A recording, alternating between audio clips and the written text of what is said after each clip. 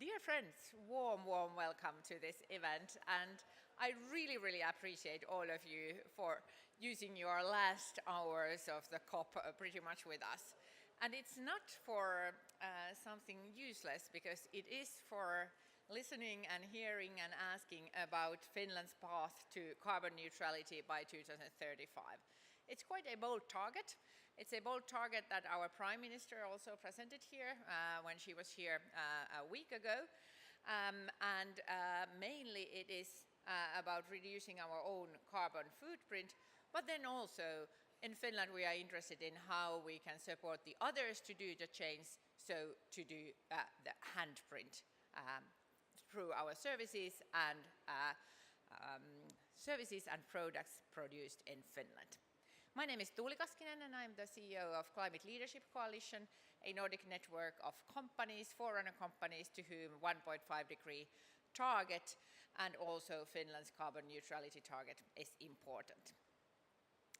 We will have 3 distinguished speakers first, and then a panel discussion, and I'm very happy to invite our first speaker, Maria Ohisalo, Finnish Minister of Environment and Climate Change. Welcome.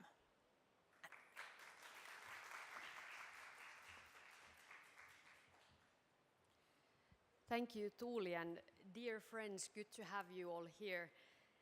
First, I would like to thank the Confederation of Finnish Industries, the Climate Leadership Coalition, and Sitra for organizing this side event. I believe I'm not the only one who thinks that it is definitely crucial to join forces with different sectors from the society. The only way to stop climate crisis is to work together. This is what we all know. To turn our world climate neutral and after that climate negative, we need both policies and businesses. We politicians have the responsibility that our legislation and subsidies make sure that green solutions are always the most affordable. We must provide a clear vision of a fossil-free, nature-positive world where overconsumption of natural resources has been stopped. Businesses need this firm vision when they plan and make new investments. And I would like to share with you 3 examples on how we in Finland have worked to make this vision come true. First, legislation. This July, actually, Finland's new Climate Act came to force. This means that our target of becoming climate neutral by 2035 is set in the law. This target is based on our national climate science panel's assessment of what is consistent with our commitment under the Paris Agreement to limit global warming to 1.5 degrees. Another way of strengthening green transition is pricing mechanisms. Our government has also introduced a tax reform to make sure that clean solutions are the affordable ones. During this government term, taxes on fossil fuels have been raised and taxes on clean solutions have been reduced. In this way, for example, the electrification of industry and the production of heat with large heat pumps is more profitable. And I can tell you, if you're interested in large heat pumps, Finland is actually building the biggest ones in the whole world right now. So you're welcome to come and check those out. First, the third example are subsidies for clean solutions. Our government has supported green solutions with almost 2 billion euros.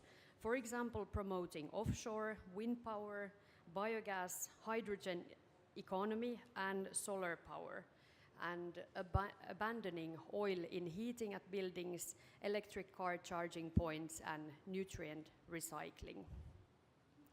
When developing these climate policies, we worked very closely with different stakeholders. Reaching climate neutrality by 2035 requires combined efforts that involve everybody. Part of our solution has been to establish sectoral low-carbon roadmaps in collaboration between the public and private sectors. These make an excellent example of a tool for broad-based planning of emissions reductions. In practice, our key ministries have developed sectoral low-carbon roadmaps together with our energy-intensive industries. These include, for example, energy, chemicals, forestry, and technology industries. The emissions reduction potential of these roadmaps is actually huge. Steel production alone accounts for about 7% of Finland's greenhouse gas emissions. And these industry roadmaps have several functions. They unlock the emission reduction potential of each sector, help to communicate climate and energy policy each industry is undertaking, and help to strengthen industry's commitment to climate action. And this in turn supports Finland's climate neutrality target. Dear friends, this is the critical decade when it comes to climate action and tackling climate change. We need to make an unprecedented amount of green investments to speed up the transition, and at the same time, it is crucial that we give up all fossil investment plans and subsidies. The shocking Russian war in Ukraine has affected energy policies, especially in Europe, and might awaken the temptation to hinder climate action and the green transition. But this energy crisis is a crisis of fossil energy.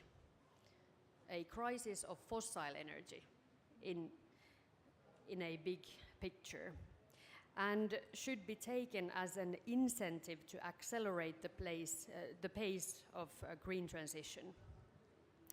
And this is also the message I want to bring up in this COP27, that we are not saying that we could somehow stop right now, even though we're going through this energy crisis.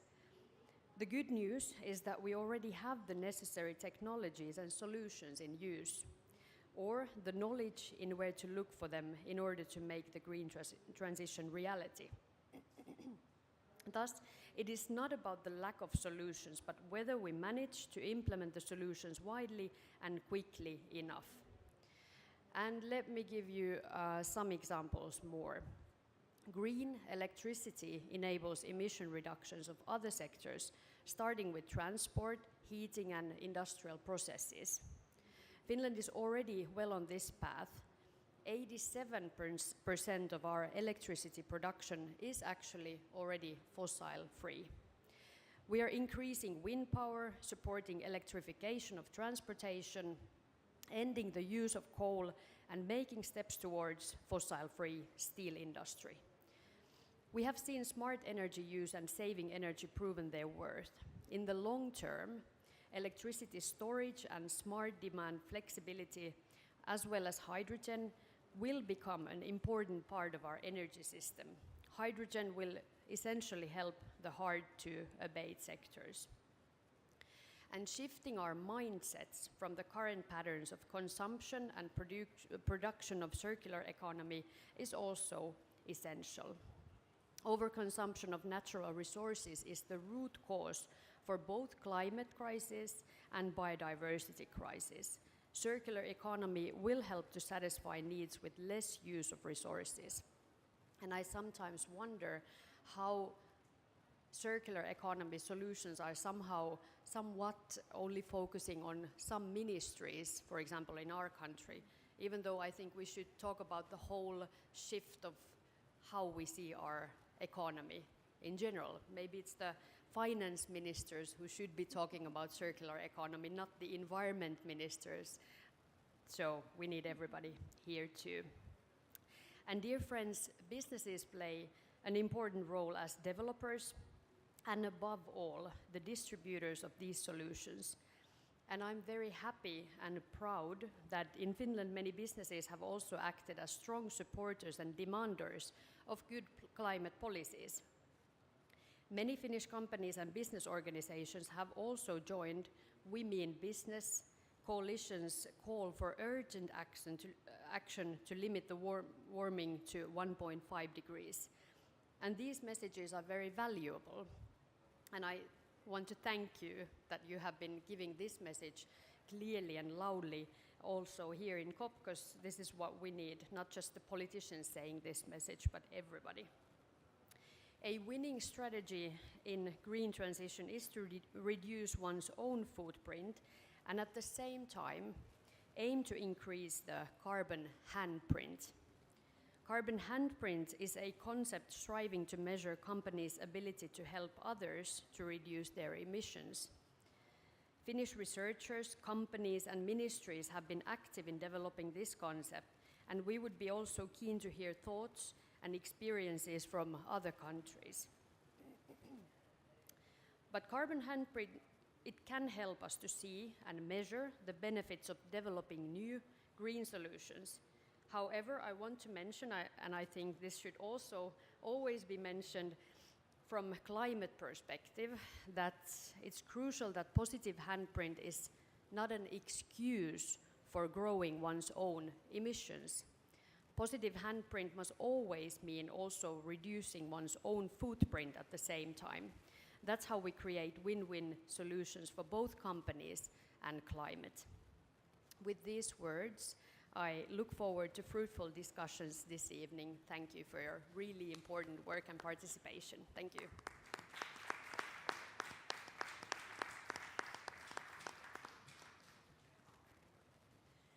Thank you so much, Maria Ohisalo, Minister for Environment in Finland. It's not about lack of solutions, but it's the question of how we scale them, and that's the thing. That's why we have our next speaker, who is a explorer and environmentalist, and who is the one to create these kind of first phases for these solutions. So warm welcome, Bernard Picard, founder, Solar Impulse Foundation. Welcome.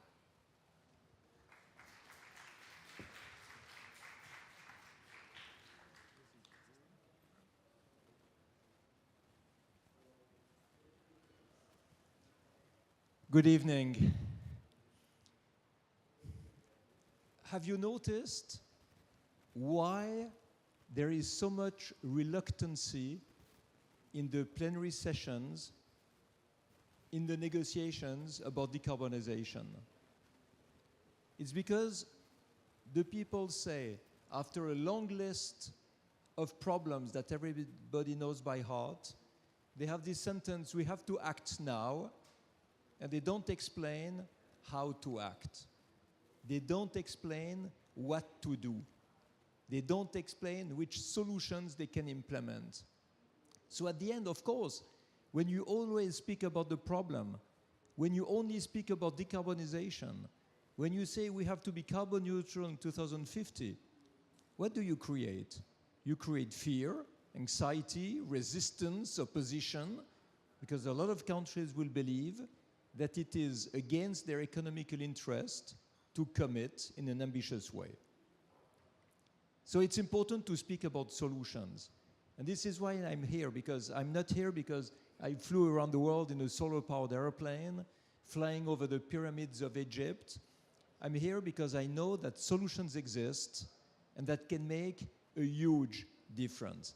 So after the landing of the Solar Impulse plane, what we have been doing at the Solar Impulse Foundation has been to identify everywhere in the world which are the solutions that exist today. Not vague ideas for the future. No, solutions that exist now. Solutions that could be economically profitable. That means that they make profit for the companies who are producing them, but of course also for the consumer, for the client who is using these solutions. And they must be solutions that protect the environment. That means that they have to be better than everything else that exists, or even offer new sectors of opportunity for the ecology. Having said that, we got about 3,000 applications, out of which our group of experts, we have about 370 experts, in a process that is certified by EY, have selected the solution that correspond to this criteria, and these solutions have received the official label of the Solar Impulse Foundation. So it's quite amazing to see the creativity of innovators and startups, but also medium-sized companies and also big companies. You have listed companies who have brought a lot of these solutions. And we have now solutions for water, for mobility, for energy, for construction, for industry, for agriculture, for waste management, for circular economy. And the question is, why are they not implemented everywhere? Why do we still continue to speak about decarbonization as a goal when we should put all the solutions on the table and have all the countries of the COP discussing together in a partnership which solution is the best for who, how to implement the solutions?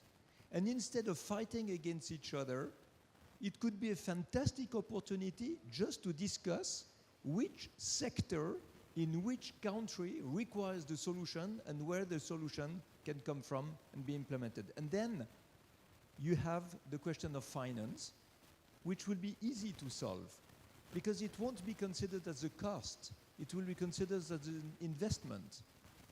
If you want to decarbonize and you think you have to subsidize the people, that you are losing jobs, that you are detrimental to your economy, well, that's really expensive. But if you go through the lens of the solutions, and mainly the one for efficiency, what do we see? What is efficiency? It's a word that I pronounce, I don't know how many thousands of times in the recent years. Efficiency is when you can produce more by consuming less resources, less energy.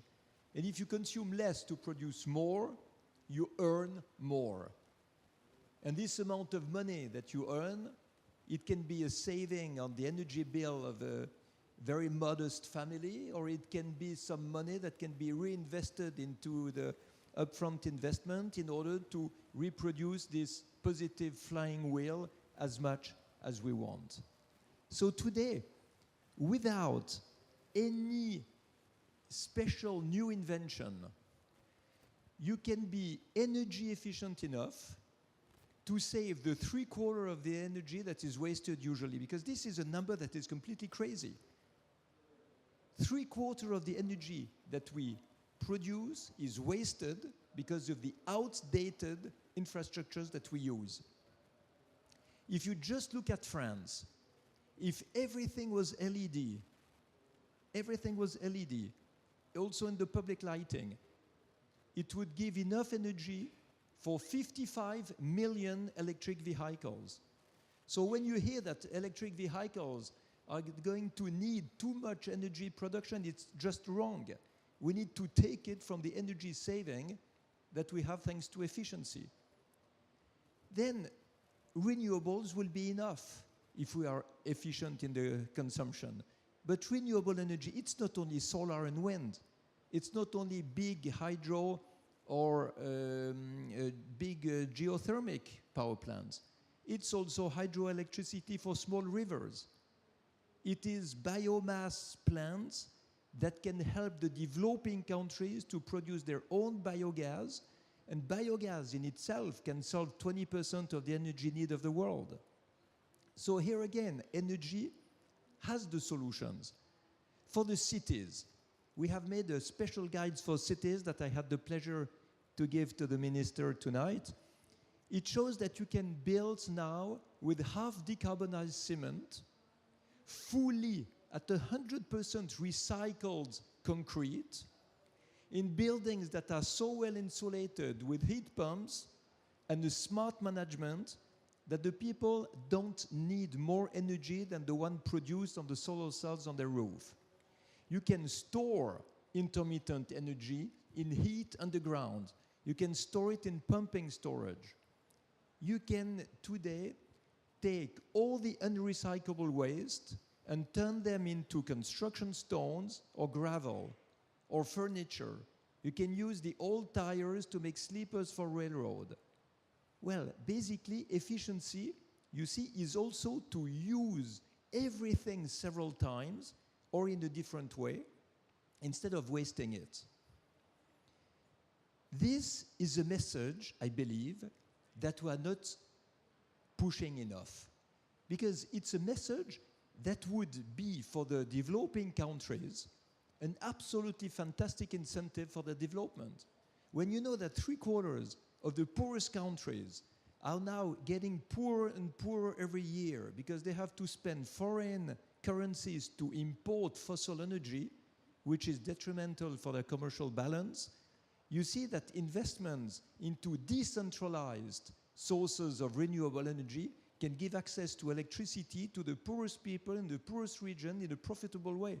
Because when you put a microgrid with solar, irrigation pumps, battery, electric plug and lighting in a village that has no electricity, you develop the local economy and you don't need any development aid as a donation.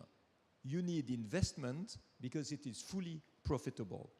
But now, of course, even if we know that, I think all the solutions that are identified will remain in a list on a website if we don't have a change in the regulations.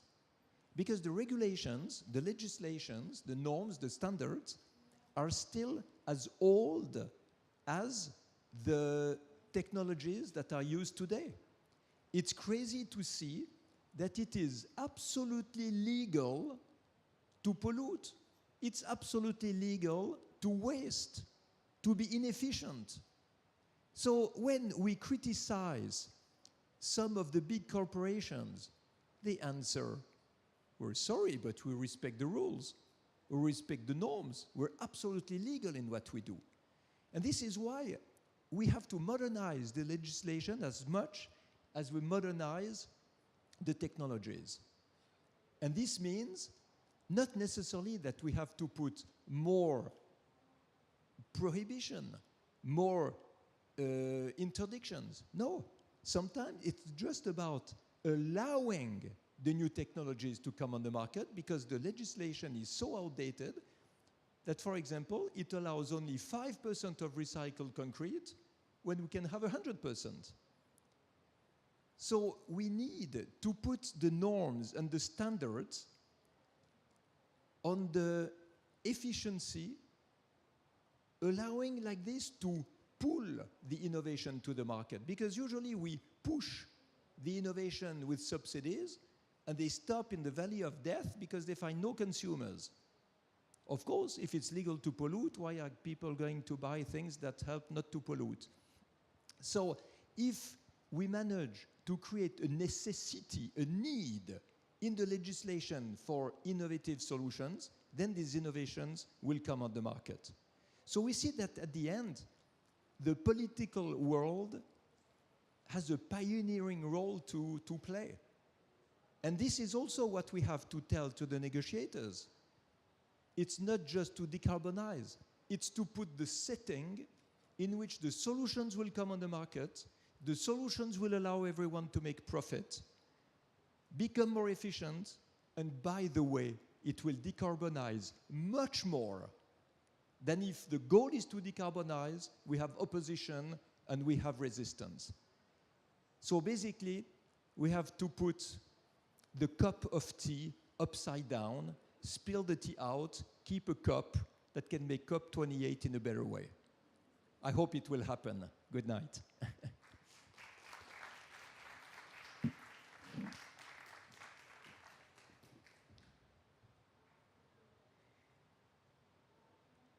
Thank you very, very much, Bernard Piccard. I think that's where the innovations start, and then we need the big corporations to scale them and to make them to be available for everyone. For that, we in Finland have been creating a methodology to have a look at what's the impact of these solutions. We have been calling it carbon handprint, and the idea of carbon handprint is to have a look at what is the impact of the solution in the value chain after you. And I'm very, very happy that I'm able to invite Thomasine Kammerling, who is the EVP of Sustainability in Huhtamäki, and who has now made some new calculations on their carbon handprint. So warm welcome, Thomasine.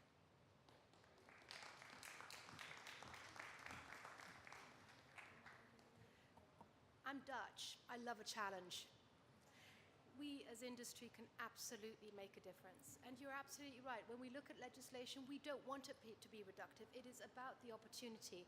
And as head of sustainability, I fundamentally believe that we can make a change. But to do that, we need systems thinking. And I think this is part of the point that Bertrand was talking about as well.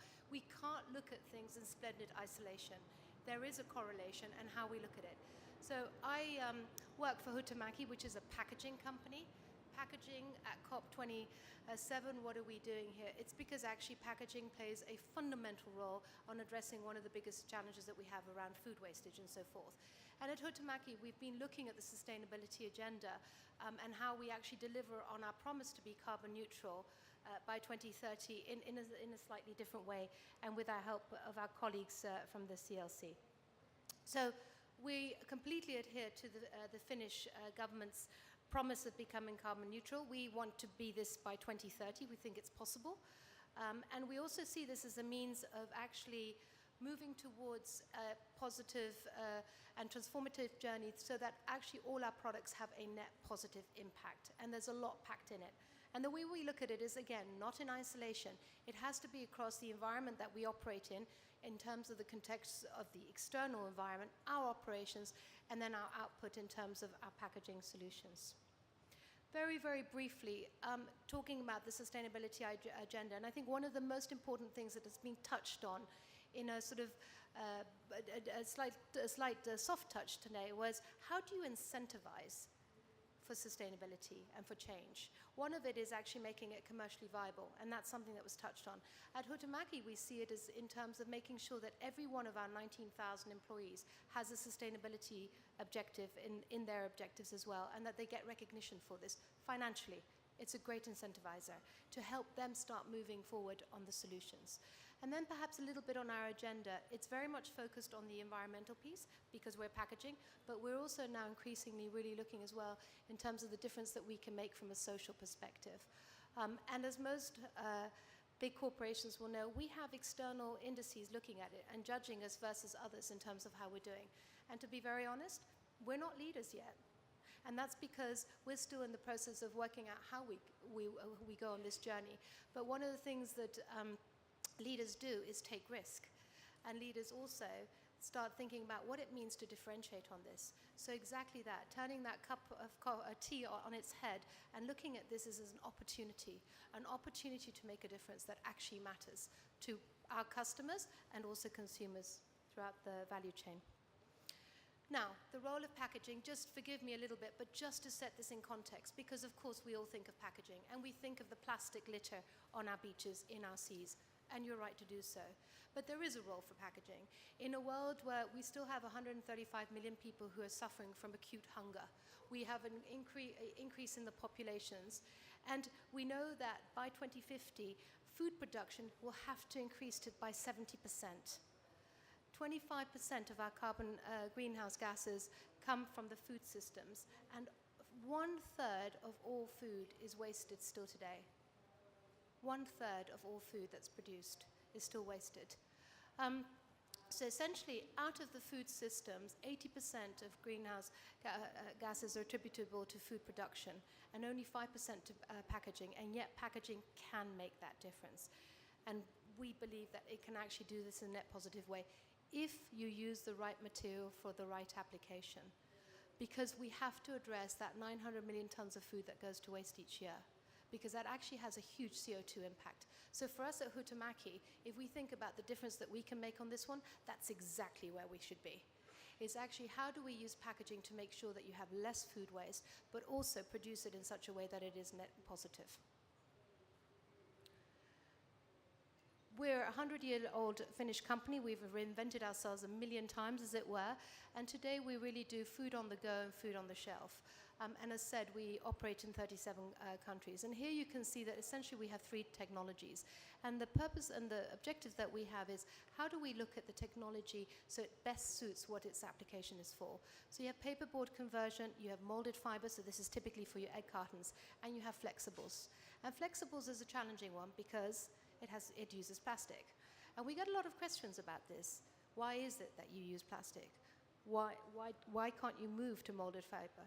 And one of the challenges with that, of course, is that today, in today's science, there is no alternative for polymer. Polymer is the plastic barrier that you use. Now, why do you need that? Because food packaging is used to keep food safe, hygienic, affordable, less wastage, and also accessible in terms of being able to be transported. So flexible packaging is extremely lightweight. So in some cases, so for example, where you need a high barrier to humidity, such as India and elsewhere, it's an incredibly efficient way of packaging for food. Doesn't mean you should be using everything with that. For eggs, you don't need that level of packaging. You can use a molded fiber. And so this is some of the things that we look at when we look at the positive carbon handprint as well, is where can we use the materials in the best possible way to make sure that we do have that net positive impact and that we have that positive handprint. Because ultimately, we want to have packaging that is material positive. In other words, we choose the material that's best suited for that. That is material resource efficient. So again, can we recycle it? We have a pledge to make our products 100% recyclable. The other part of the discussion is, if they're 100% recyclable, how do we ensure that they are actually recycled? And this is one of the areas that you see companies like ours also starting to look at how we create the blue loop, as we say, in terms of how do we ensure that our products are actually then also recycled? What do we do to make them simpler? So really stripping down the level of materials that you use so that it can be easily collected and sorted as well. And then also obviously that it becomes circular. And again, here we still have some challenges in terms of what you can use for food contact. So there is legislation there that exists today, which means you cannot use recycled material for anything that goes into food contact for hygiene reasons. So that's one of the things that we need to figure our way around, because essentially that's a setback for us at the moment in terms of how we develop that. So very, very quickly in terms of the carbon handprint, we've endorsed the carbon handprint, and this is how we start looking at it. How do we actually measure what we're producing today from a sustainable innovation perspective? So a fiber tray versus a PET tray. And as you can see here, what's really interesting is where that split actually sits today. So the biggest driver of that handprint is going to be the raw materials usage. And so, for example, as you saw in a previous slide, our ability to strip away, for example, aluminium is incredibly helpful. So we produced a push-tab blister for pharmaceutical use with no aluminium. Now that's a breakthrough, because aluminium has one of the biggest CO2 footprints. And also the end of life, what happens to it after it consumers of use. So again, that also produces a big. There was a point made about value, and the way we look at waste is, it's extraordinarily valuable. It's such a great secondary resource material. So we believe in regeneration, which is exactly what circularity is about and exactly what's needed. Now, one of the other challenges we have with regeneration, just to touch on something, is governments say, well, you're downscaling because you use the plastic that you recycle for things like garden furniture. You don't use it for the same thing. And there's some work needs to be done in terms of finding the solutions of what that looks like. But that's something that we absolutely believe we can. So again, we increase the carbon handprint of our products. And ultimately, because we do believe that we should get to be able to deliver net positive impacts across not just our environment, so also our suppliers and our customers, but our own operations across all globally that we operate, and also our products. Thank you.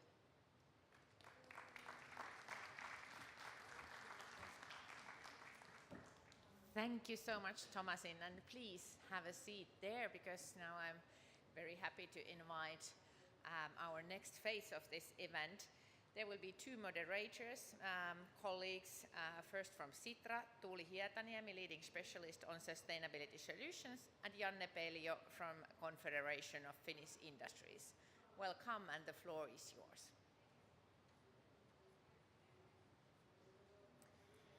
Thank you, Tuuli. Such a pleasure to be here. We're two Tuulis, so my name is Tuuli Hietaniemi, and we just heard from Tuuli Kaskinen.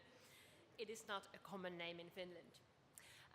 However, I would like to invite all the panelists to the stage. So please, we have Mr. Pietro Bertacci, who is the global leader of policy engagement and external affairs from CDP. Welcome. And Ville Hulkkonen, Director of Public Affairs from ST1 Nordic. Welcome. Tomasina is also seated. And then we have Terhi Lehtonen, State Secretary from the Ministry of the Environment in Finland. Welcome.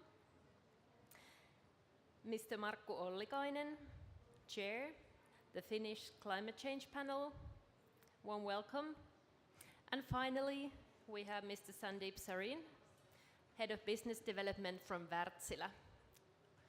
A warm welcome, Sandeep.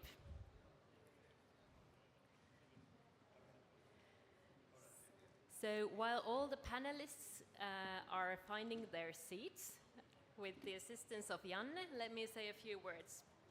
So I come from Sitra. It's a future fund for Finland, and we are a think, do and connect tank. We work on sustainability issues, among other things. But for the next hour, we will discuss the enablers of strong climate policy.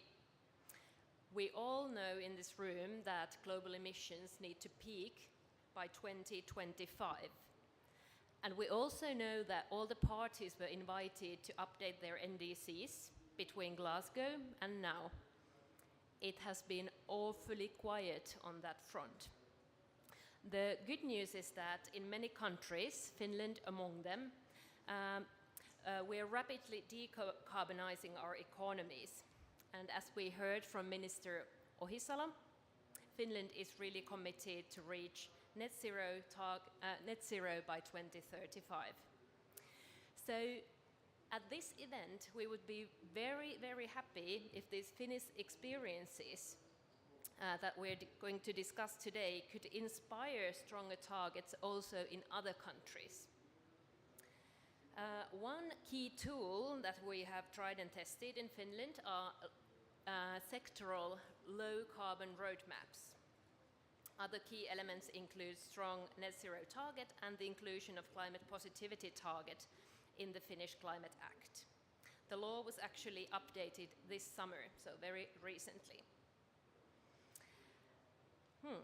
Okay, so we have a lot to discuss, so let's move forward.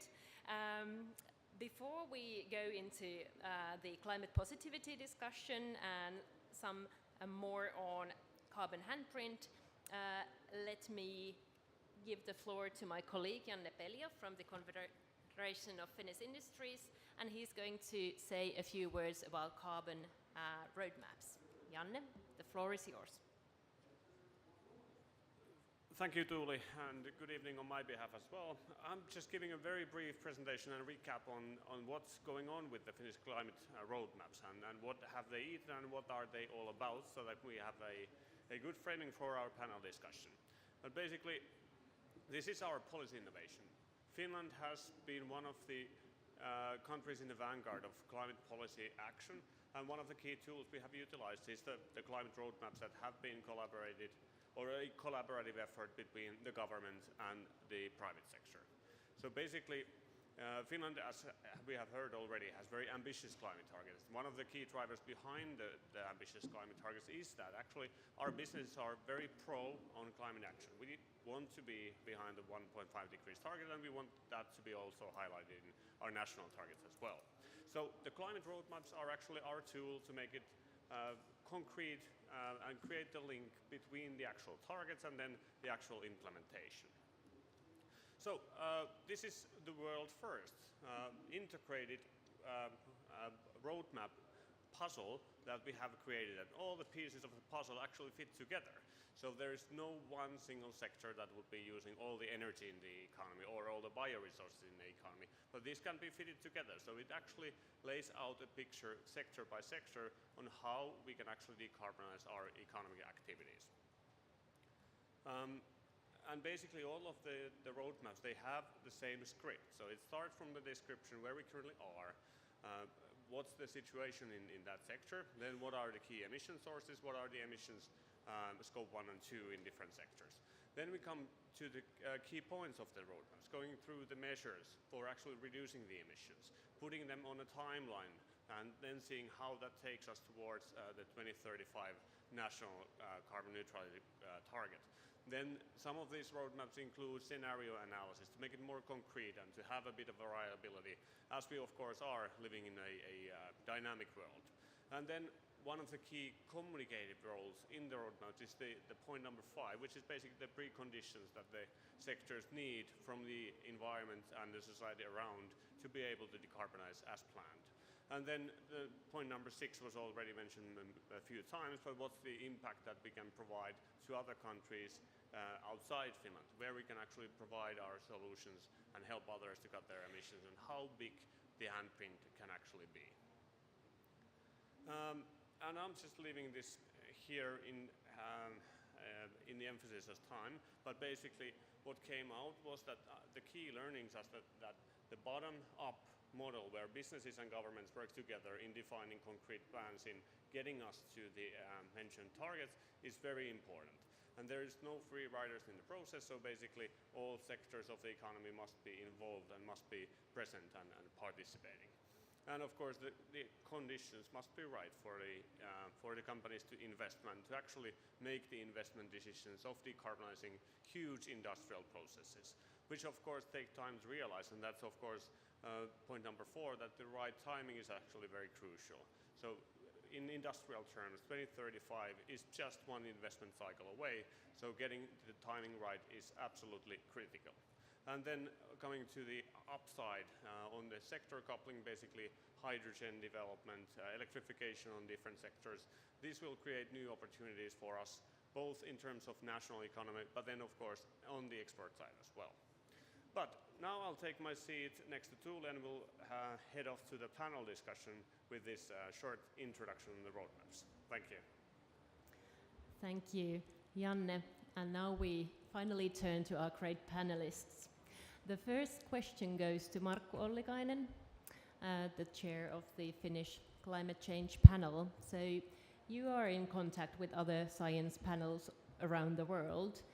Are these kinds of sectoral low-carbon roadmaps common, and do you feel that they are useful?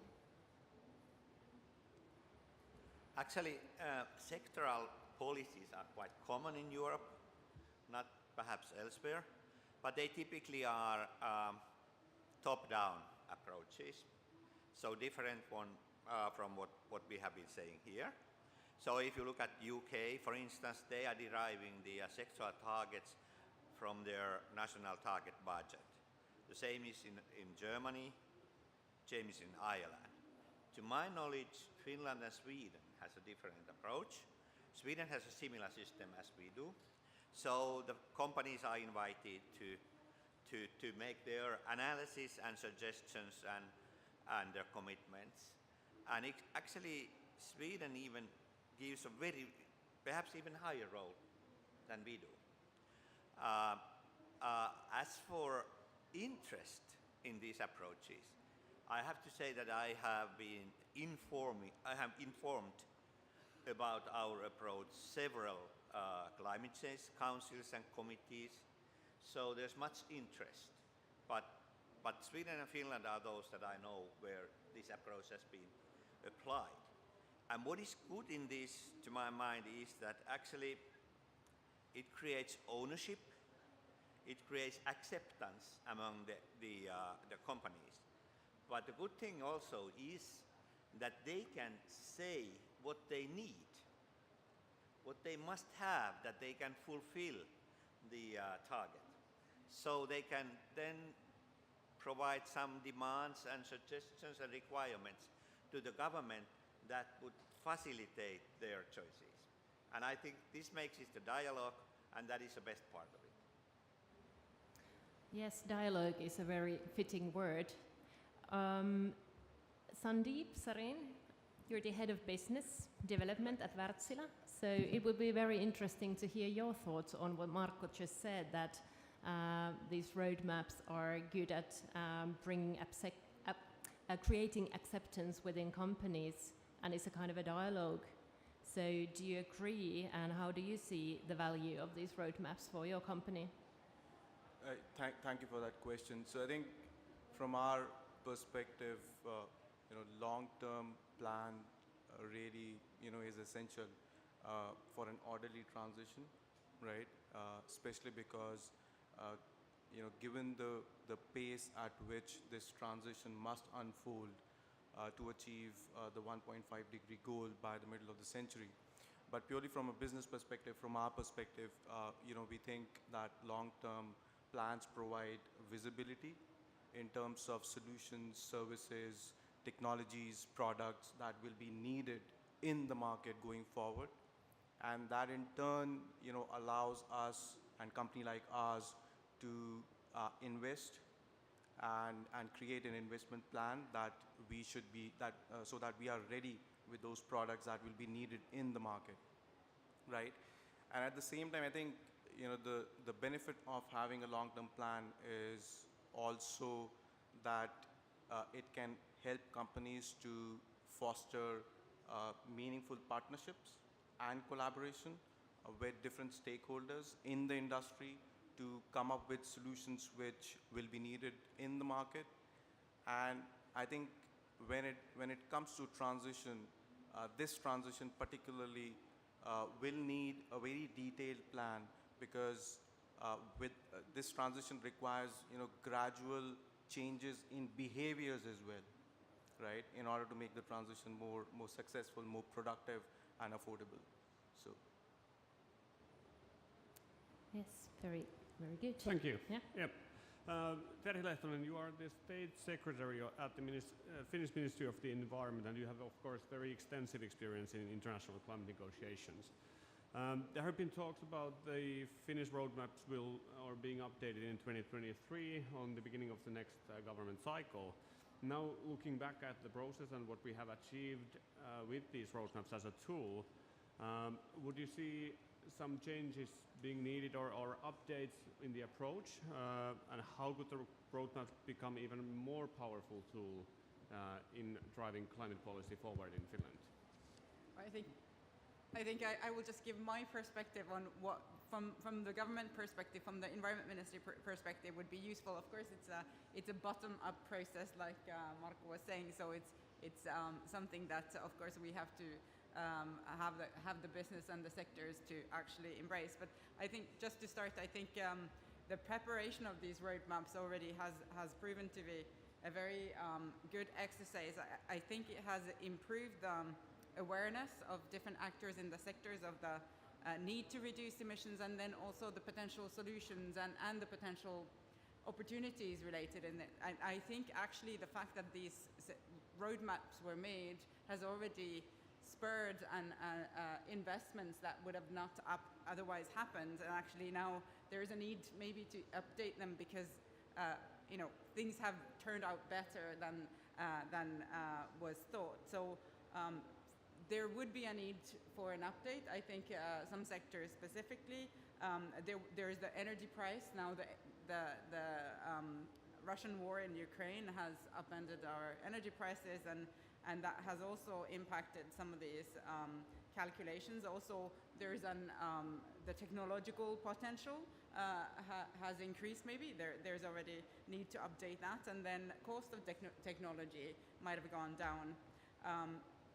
That would also, if these roadmaps were updated, that would also help the government to be updating our our climate plans, our medium-term climate plan and the climate and energy strategy, so to make sure that we're on the right path to climate neutrality by 2035 and carbon negative or climate positive thereafter. There's definitely, from our perspective, the merits to further study on actions on the beyond sector boundaries and cooperation between actors. I think from the Environment Ministry perspective, a major innovation and development would be to start looking at the triple crisis of climate, biodiversity and pollution, and trying to integrate that into the roadmaps and tackling the interdependency and also the possible trade-offs and the possible win-wins. And circular economy was already mentioned by the minister. I think would be one of those win-wins in most aspects. And indeed, probably the aspect of carbon handprint or climate handprint could be further elaborated in some of those roadmaps. Thank you very much, TERI. And now turning to Thomasin Kammerling, you already gave a very insightful presentation on what Huhtamäki has been doing, and circular economy and carbon handprints are the concepts that are there as well. We all know that Huhtamäki already has been a signatory to the science-based targets, and now you are setting strong climate targets and then embarking on their own to understand better the carbon handprint approach. But what's the business rationale for this? Why is it important for a company like Huhtamäki to be so engaged in climate action and have ambitious climate targets? That's an existential question, and thank you. I think because actually of the role that packaging, and that's what we do, can play in addressing CO2 and the footprint essentially, and really doing as Bertrand Bicard was talking about it, is looking at it from an opportunity. So I don't think there is any discussion possible about whether or not a responsible company should be dealing with sustainability and really looking at it. And we're looking at it from essentially product stewardship perspective. So it really is the E, the S, and the G part of it, and all of them have equal value. And the other part is the absolute complexity of food systems. So just as a matter of example, yes, we've signed up to the science-based targets. So scope 1 and 2 is under our remit, as it were. But 80% of our energy is coming and of our footprint essentially from those outside our fence. So that's what we have to deal with. So if we're not dealing with it, then who will? And our customers are looking us to do it. So and so our suppliers globally, we have over 20,000 suppliers. That's a gargantuan task. So again, you can look at this from a negative and say, well, we'll wait until all of the legislation is in place and we'll do it. Or you can look at it and say, how do we get ahead of this? And then actually work across the system to find the sustainable products that will make a difference for the future. Thank you. Very good. Kind of a bit of the same approach as with Mr. Picard's presentation, and not looking only at the challenges, but also looking at the solutions and opportunities to actually fix some of the issues in the value chains. This is all about the opportunity today. Yes. It's extraordinary, the opportunity that lies ahead. We have enormous innovation. But if I may just go back on one of the conversations earlier on, is if you ask what industry needs, we need harmonization of legislation. In our case, we need mandatory collection systems. We actually need infrastructure, because again, we can create 100% recyclable products. If there's no infrastructure that recycles it, we have a problem. So to drive circularity, it has to go across this entire table, essentially. Thank you. So let's include Mr. Bertacci in the discussion. You're a global leader at CDP, and now we've heard really positive and strong statements from companies included in this panel. According to your work and knowledge, are companies leading the way out of the climate crisis, and is there something that we would need in addition to these roadmaps we've been discussing? Thank you very much for the invitation to be here. And indeed, CDP is an optimist. We were founded over 20 years ago with the idea of using market leverages to create transparency and to get more and more companies to have a positive input on climate. Then we expanded to forest, water, and we're now looking at oceans, biodiversity. We're expanding the remits.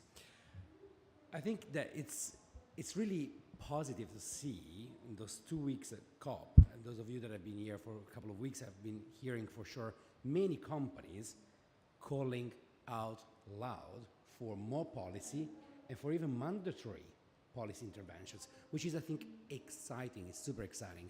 I've been working on the intersection of policy and sustainability for over 15 years, and I can tell you that, in Rio Plus 20, only 10 years ago, we could hardly talk about disclosure. We were proposing a report or explain approach to corporate disclosure, and there was a lot of resistance in many, many countries. But we've been experiencing companies coming to the table. Paris was the clear examples. Non-party stakeholders were in Paris.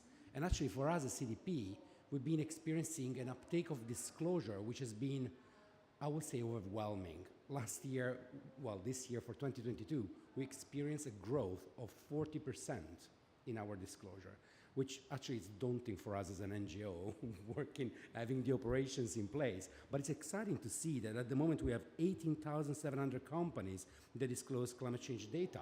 And this data is risk and opportunities as well as impacts, but there are a lot of opportunities.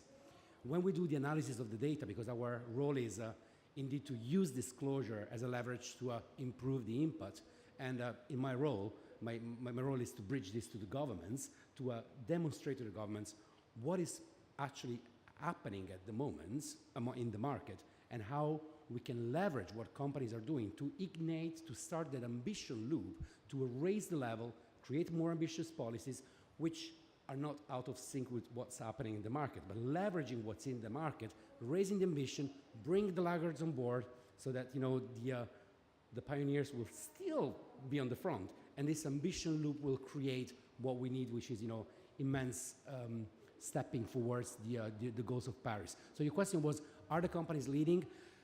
I would say there are examples that show us that companies are leading. Of course, that's not universal. There are still many companies that are not disclosing, that are totally flying blind, and this is indeed, not acceptable anymore. Thank you very much. I really like the positive kind of looking back from coming all the way from Paris. We are now feeling and seeing the race to the top instead of kind of pushing back and being against and kind of being kind of a hiccup in the negotiations. There's a comment from Camerly. Can I just add one proviso? Yes, more mandatory collection systems, for example, so forth. But actually, the fundamental thing is we need evidence-based decision making. Yes. If we do not have evidence-based decision making, we're going on ideology, which never helps anybody, and actually unintended consequences. And we're seeing this with a raft of legislation that's coming through the line at the moment, which is not looking at the full life cycle assessment and is a real problem for industry. Thank you. Great, that's a great point. And kind of when talking about evidence-based climate policy, Finland, of course, has set its climate target based on climate science. So Finland wants to be carbon neutral by 2035 because it's deviated and calculated based on the climate science on 1.5 and 2 degrees. So that's how it actually evolves into the policy side as well. Ville Hulkkonen, ST1 operates across the Nordics, where individual policies may vary across the countries. How big a role does the policy environment play in companies' investment decisions, especially when talking about the very high risk, long duration investment projects that ST1 has, for example, been embarking on? Thank you. I think it's quite clear that actually the whole transition is regulation driven. So regulation is basically it's everything we have around us when we try to push the transition forward and make the transition from fossil fuels to alternatives. And well, at least here at this COP, hydrogen has been the most popular topic, I guess, at least in the discussions I've been involved. And there it's important to understand that compared to the fuss around the hydrogen at the moment, the reality is that we don't have 1 liter of production, or at least for sale, of hydrogen-based synthetic fuels or P2X solutions. So there, to get actually somewhere with the hydrogen, the regulation is the only way forward. And we are very, we got 3 different P2X projects in our pipeline, but really there are many up in the air questions still. We know the demand will be there, but CO2 power price, that is still so much up in the air that without a clear regulation and kind of predictability, the traditional boring wish from the industry, but that's the only thing we need. Yeah, it's not boring. Predictability, I think, is really good. But here, Terhi Lehtonen, we heard from business representatives that targets are important and predictability, and I think we can say that there are many governments that are following in your footsteps and are trying to come up with strong climate targets. So what would be your key takeaways from the process that you've seen from close up? And what would be your advice to those colleagues who are now pushing for stronger targets in their countries? Thanks. I think for me the key for pushing strong targets or the targets that are aligned with the challenge is science. It's basically basing on sound science. I will repeat it once more what Minister said and others have said before me. Our target was based on our science panel's advice to us what is consistent and fair share of Finland of the global carbon budget, which is consistent with the 1.5-degree commitment that we have made under the Paris Agreement. So that was key. What was also important was a commitment at the highest political level. Already before this government, the previous Prime Minister started a round table with all parties present in the Parliament to discuss climate policies.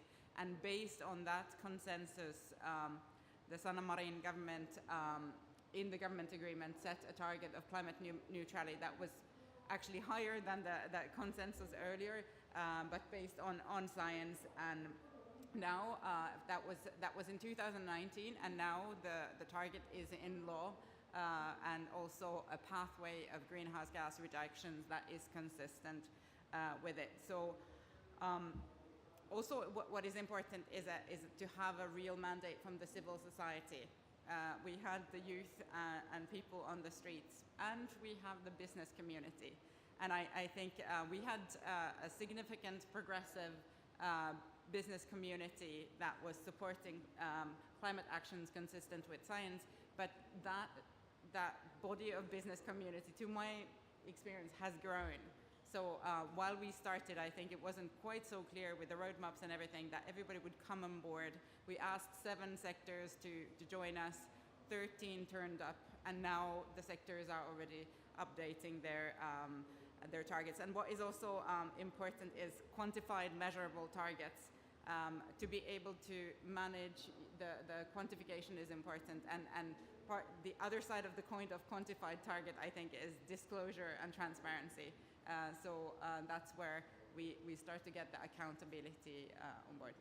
Thanks.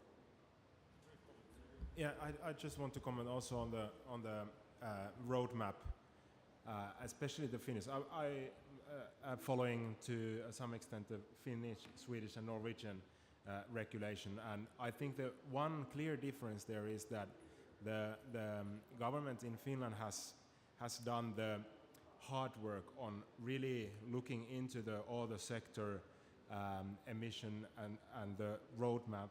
There is not that kind of comparability, at least on a public level and on transparent level in other countries, which makes it always then easy for industries or whatever stakeholder to give that. It's easy to say that we support Paris Agreement, but it is very difficult to understand that if you don't want to do it on your own sector, it means that you push more load on someone else. So that also for example, internally in our company, the kind of the quick reaction to that is always that they don't understand how hard it is on us. But then if you want to say that we are for the agreement or we want to fight the climate change, then you need to understand what the framework is and what those numbers are for others. So for a lobbyist, it's quite difficult to kind of ask for ease for myself without then proposing something very practical to someone else. Yeah, thanks. And that's probably one of the difficulties that we still need to balance even in Finland. Kind of, it's evident that the marginal abatement costs are very different between the different sectors in the climate policy side. So that's something that we'll need to be able to improve in the future on how to harmonize it and how to make it more cost efficient as well.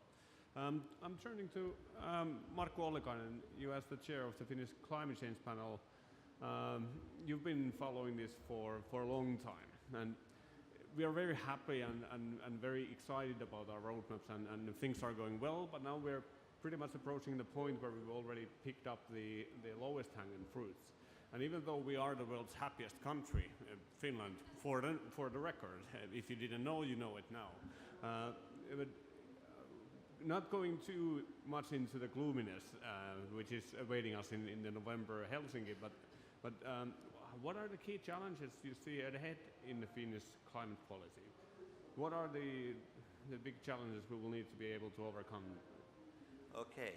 First, when it comes to fossil emissions, I think that we are perfectly on the climate neutrality path, actually slightly below it. By our understanding, the whole 2020s, we get reduction by just outphasing fossil fuels. And by 30s, we get hydrogen in. That helps us to purify the process industry like cement and steel. But our problem, actually, we got the shocking news, for so to say, last May, when our statistics center indicated that our land use change and forestry sector has its sink has collapsed.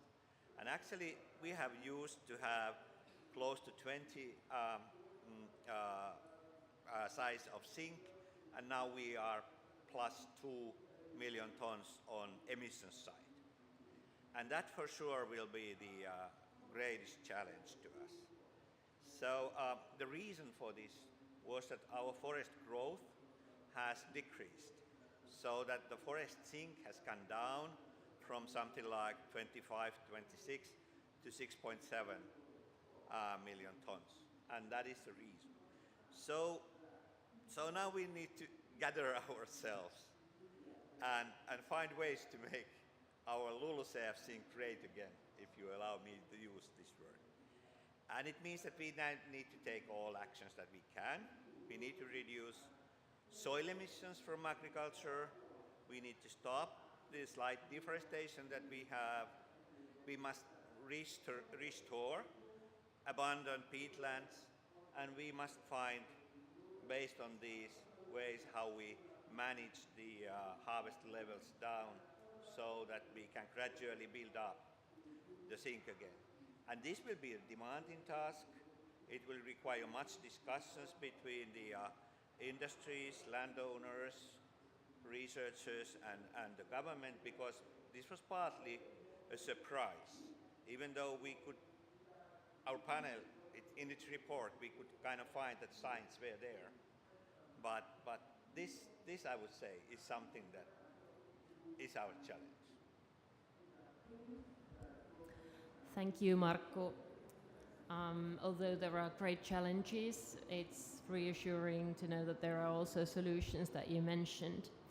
If we turn to Sandeep Sarin, from your perspective in developing markets that come from a very different starting point and fundamentals as the Nordics, what do you see as the key challenges in the markets that you operate in? Thank you for that question. So I think this is a less known fact about Wärtsilä, but apart from our product portfolio, which is engines and battery storage, we also do a lot of in-house power system modeling studies. And so far, within my team, we have done modeled close to 200 different power systems globally. And these includes both developed and developing economies as well. Now, the challenge that we see in some of the other markets outside of Nordics, they fall into two different categories. The first challenge that we see is, primarily stemming for the developing countries. Basically, what they have done over the years is they have added a lot of base load coal and gas turbine capacity, which is now blocking new investments in both renewables as well as flexible generation capacity. So that's sort of delaying the whole transition of electricity sector towards a more decarbonized path, right? So that's challenge number one. How do you deal with all the assets that you've added in the system over decades? That creates a lot of stranded asset issue in the system that needs to be dealt. And it's also politically sensitive in many of the countries that we deal with. So that's one.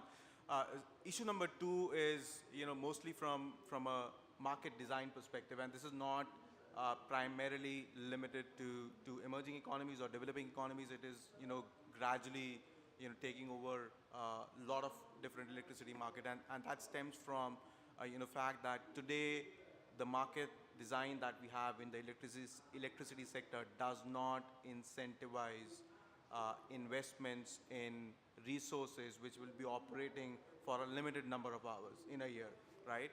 And why this is important? Because while you can add huge amount of renewables in the system, those renewables will create a lot of problems for the grid, and that problem can be resolved only if you have, fast ramping, products and generation assets.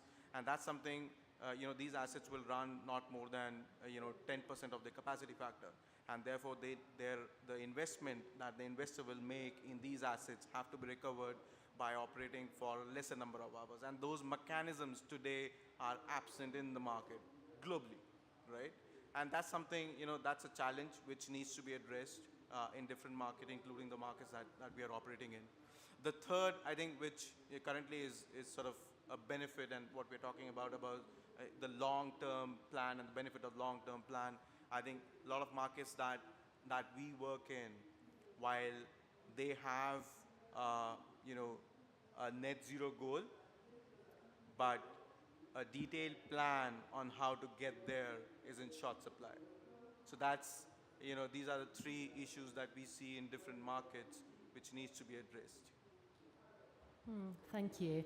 And you really nicely summarized how different challenges we have around the world. So I would turn to Pietro Bertacci. So you have remarkable data on business, city and regional level climate and other environmental indicators. So how do you use this data to support governments in shaping effective climate policies? Many thanks for the question, and I will start saying our work will be much easier if all the governments in the world will be like the Finnish government, rooting decision-making in science, but unfortunately it's not always the case. So I believe that we need to bring this experience of the Finnish government on the global level. I wish we had, more people from other countries to listen in, but I believe, it will be recorded, and we will be sharing this information absolutely with other countries. The data that we have is, first of all, it comes from our disclosure, and our disclosure is rooted in science. So on a double step, the disclosure and the data that we have actually serves the needs of the science and is aligned with the policy. There was discussion earlier on about the forest and nature. Indeed, at CDP, we are convinced that we cannot tackle the climate crisis without addressing the topic of nature. So we're looking at the whole spectrum of the environment, and we're trying to use the data that we have in order to inform decision making. The primary user of our data, traditionally, this is the reason why CDP was created, has been the capital markets, financial institutions. At the moment, already, but not at the moment, actually, it was already in 2016, after Paris, CDP decided to start engaging more with policymakers, and we have actually just managed to launch a very concrete tool. Those are dashboards that allow governments, policymakers, to have a glimpse of what is the data that we have at CDP. And you can imagine, with the disclosure of 18,700 companies covering more than 50% of the global market capitalization, it won't be a scientific approach, but it's rooted in science and will give evidence and confidence to policymakers to set the right targets, to set the right level of ambition, and coming in with policy interventions where the market is actually not working, where the companies are not taking action. So this is the engagement that we have with the governments. We offer our data, we help making better decision making, but at the same time, we engage in a dialogue. At CDP, together with the Women Business Coalition, we started the Ambition Loop project, and I spoke a bit earlier about this Ambition Loop. We are really trying to get the companies' data to the governments, but at the same time, allowing companies to speak with the government to highlight what are the enabling conditions that allow them to set ambitious targets and to improve their sustainability impacts. And on the other side, what policy action hindered their corporate action. So this is, how we sit. We build a bridge and we facilitate the dialogue in a very multi-stakeholder way. Thank you very much. And then I need to personally thank you. As in my previous role as a policy analyst, nothing was more valuable to me in 2016 and 17 than the CDP dashboards. It's kind of, the data is really helping you to refine out good policy insights that you can then deliver to others. So I want to personally thank CDP for the good work. Moving on to the final theme of our panel, we heard a great presentation about handprint in the beginning of the session, but I would like to ask Thomasine of Huhtamäki's approach, could you very briefly describe Huhtamäki's road and path towards starting measuring and taking a scientific approach on understanding the climate impacts and the positive handprint that you and your products are doing? So how has the travel been and where it's headed? Not easy and not done.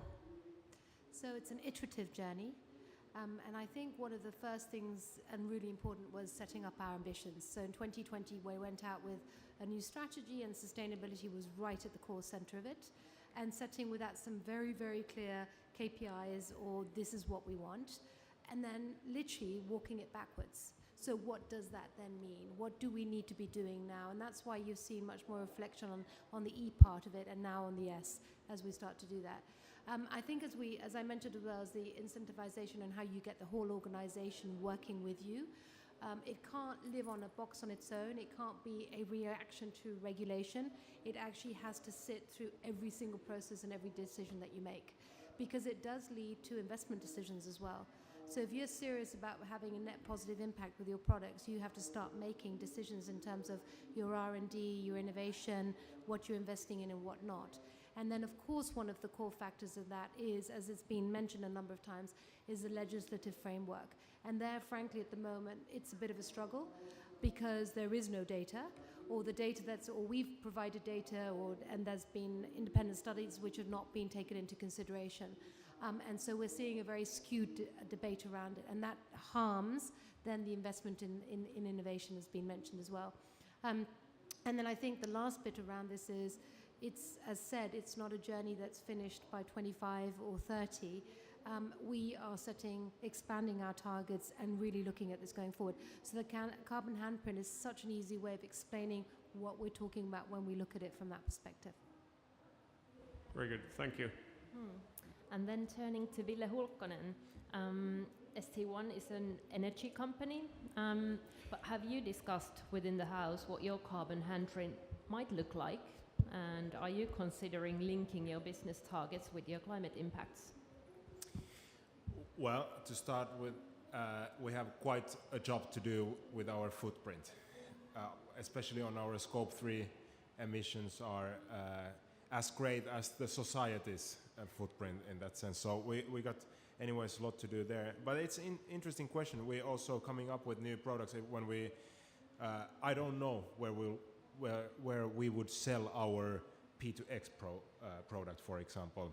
So it's definitely interesting. But then the other part of the question, whether we link climate targets to our doings, yes, we are internally at the moment, but the CO2 intensity is something we find relevant to our portfolio. So there is a discussion whether that should be a target for the company, also for how we measure our success even on the scorecard level. So yes, it's there. But this is maybe my other thought on that question is also about the roadmap, because just once more referring to that, that context we find in this elsewhere in the society, first the government, then all the sectors, then all the businesses, it's quite difficult to stay without your roadmap and challenge your own doings from that perspective. So yeah, it is there. Thank you, Ville. I would also like to hear Sandeep's thoughts on kind of Wärtsilä's approach. I know you're working both on the energy system modeling side and then on the maritime sector. That obviously creates a massive handprint, or at least it has massive handprint potential. But how are the climate impacts of your products measured or being planned and progressed in your company? So let me put it this way. So as a company, we are also committed to decarbonize our entire operations by 2030. That's a commitment, and I think it sort of aligns well with Finland's target, right, of achieving carbon neutrality by 2030, right. Apart from that, on the product side, I would say that currently we have our engines, which is part of our product portfolio, which can use 100% synthetic and carbon neutral methane and methanol, which, depending on availability, will allow our customers to reduce their entire carbon footprint. Now, that being said, it really depends on the availability of fuel itself. Now, all countries or different customers that we have all over the world do not have access to these fuels. And we do take that into account, and therefore we are not stopping there. What we are saying is we are going further, and we are investing a lot on research to come up with an engine which can utilize 100% green hydrogen. And that, we believe, will further reduce the carbon footprint of our product, and will also help our customer to reduce their carbon intensity. Thank you. And we're drawing to a close, but I would really like to hear a response maybe from Markku or Terhi, or both of you, on the handprint issue and what you've heard from the previous speakers. Okay. In general, yes, the idea of a handprint and its measuring is good, because if I think, for instance, our country, small country, not that much emissions, even though they are high per capita, but we are always saying that we should do much more than we are in the world, and if we can help the world to find or to keep on the 1.5 track, that would be excellent. But I happen to know much on how difficult it is to calculate or determine the emissions from consumption, especially that part that comes from imports. Currently, 48% of our consumers' emissions come from imports. And I know how difficult it is to calculate those. What are the baselines? What are the actual substitution rates? And things like that, I think, require much attention. So I say that from science point of view, I wish best of luck, but I know all the challenges that this kind of approach entails. Thanks. Thank you. I also think that I know that there has been a lot of serious effort and a lot of scientific attempt to go and look at and analyze this handprint concept. So I do trust that there's a good work going in. But I would just say that in my view, it's a great concept, but it cannot be added up. It's a different part to your carbon footprint and your climate handprint or carbon handprint. You can't add them up or say deduct your emissions from that. So there are two different concepts, and they have two different uses. And I'll just come briefly back to the issue of the sink that Markku Ollikainen noted, and it's true. And I just as maybe a little bit of a defense for the government, I would say it was a shock to us as well, because we were relying in our policies on projections which were also we were